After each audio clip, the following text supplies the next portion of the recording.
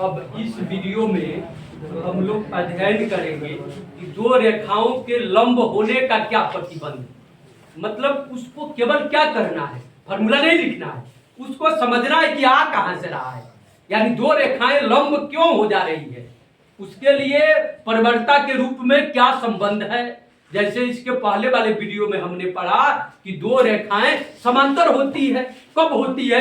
जब दोनों रेखाओं की परवरता बराबर होता है। अब इसमें भी तो कोई शर्त होगा दी।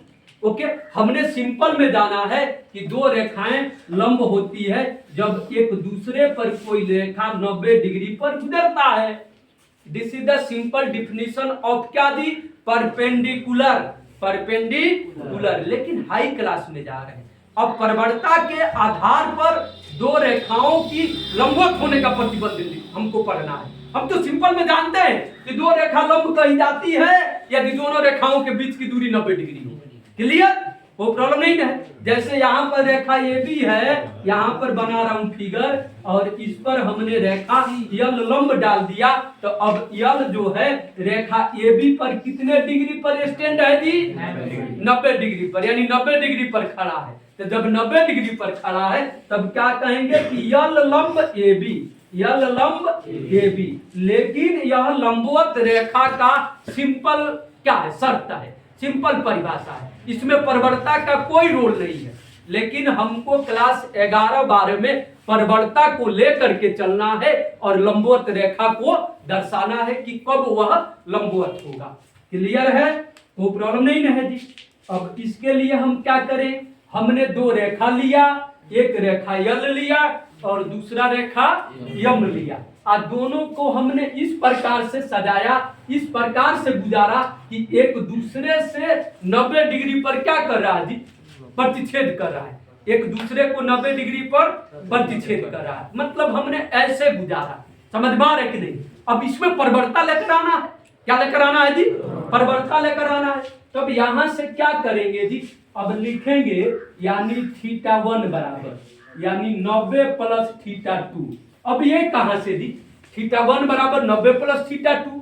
अरे यार, थोड़ा ज्यामिति को स्ट्रॉन्ग रखो ना। ये बहिष कोण से हो गया। किससे हो गया जी?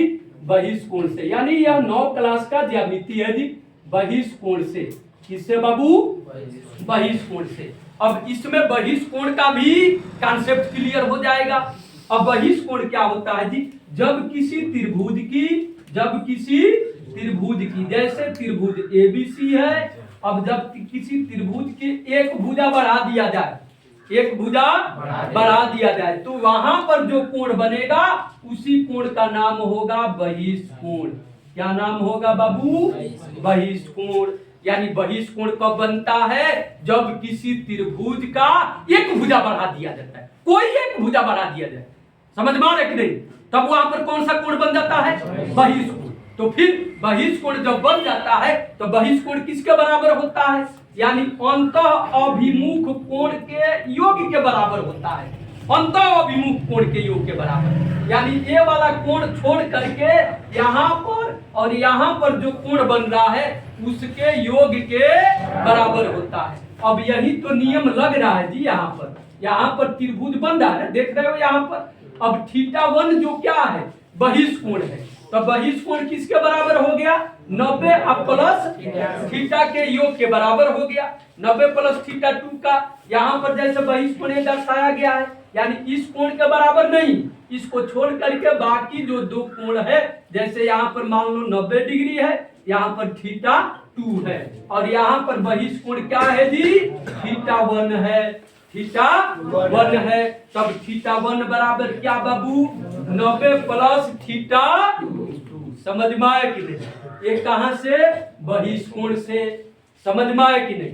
अब इसको इसमें हमको परवरता गिराना है। तो परवरता आएगा कब? जब tan लेंगे तभी ना जी। जब क्या लेंगे? tan। तो अगला क्या सेंस कहेगा? θ1 बराबर 90 प्लस θ2, यानी इसमें tan θ1 बराबर tan 90 प्लस θ2। समझ में आया कि नहीं? वो प्रॉब्लम किसी को क्लियर है जी?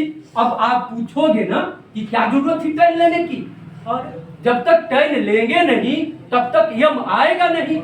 और जब यम आएगा नहीं तो दो रेखाओं के लंबवत होने का शर्त व्यक्त होगा नहीं। समझ में आ रहा है कि नहीं? इसलिए हमने क्या दोनों तरफ ले लिया दी, tan ले लिया। क्या ले लिया? tan ले लिया। तब यहाँ पर tan θ1 और यहाँ पर tan 90 प्लस θ2, तब tan θ1 बराबर क्या हो गई? tan 90 प्लस θ का फॉर्मूला क्या होता है जी? माइनस cot थीटा ने दी, minus cot theta. tan 90 plus θ के फॉर्मूला माइनस cot थीटा, तो माइनस क्या हो गया जी? cot θ2 लिख सकते हैं कि नहीं? माइनस cot θ2 क्लियर है? वो प्रॉब्लम नहीं है। अब tan θ1 हो गया अब बराबर यह माइनस 1/tan θ2। अब ऐसा क्यों जी? tan cot θ बराबर 1/tan θ। अब क्यों? केवल cot θ से नहीं काम चल सकता था, क्या जरूरत थी tan में बदलने की? क्योंकि यम लाना है ना जी।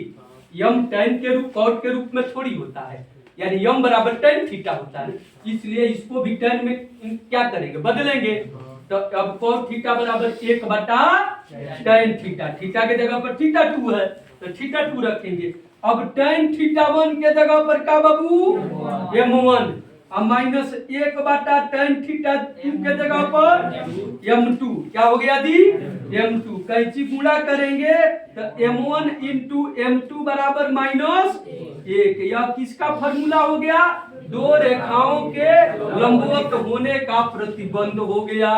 यानी दो रेखाएं लंबवत होगी जब दोनों रेखाओं के परवरता के गुणनफल, जब दोनों रेखाओं के परवरता के गुणनफल क्या होगा जी? -1 होगा। क्लियर है? ओके, कोई प्रॉब्लम नहीं है? क्लियर? ओके, नोट कीजिए।